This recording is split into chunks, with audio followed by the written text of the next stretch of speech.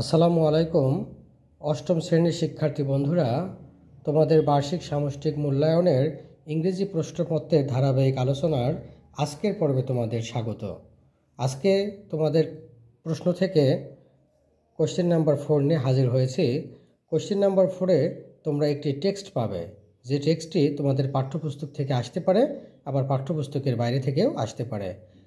উক্ত টেক্সটের নিচে তোমরা এরকম একটি ছক দেখতে পাবে, যেখানে বাম অংশে বলা হচ্ছে কোহেসিভ ডিভাইস, অর্থাৎ উক্ত টেক্সট থেকে কোহেসিভ ডিভাইসগুলো খুঁজে বের করে এখানে 5টি কোহেসিভ ডিভাইসের নাম লিখতে হবে এবং ডান পাশে সেই কোহেসিভ ডিভাইসগুলো ব্যবহৃত হবার কারণ তোমাদের লিখতে হবে।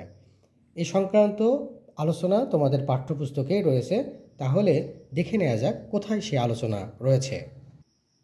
শিক্ষার্থী বন্ধুরা, তোমাদের টেক্সট বুকের 92 পেজে wonders of the ancient world শিরোনামের একটি টেক্সট রয়েছে, যেখানে কোহেসিভ ডিভাইস রয়েছে। পরের ভিডিওতে আমি এই বিষয়ে বিস্তারিত আলোচনা করব।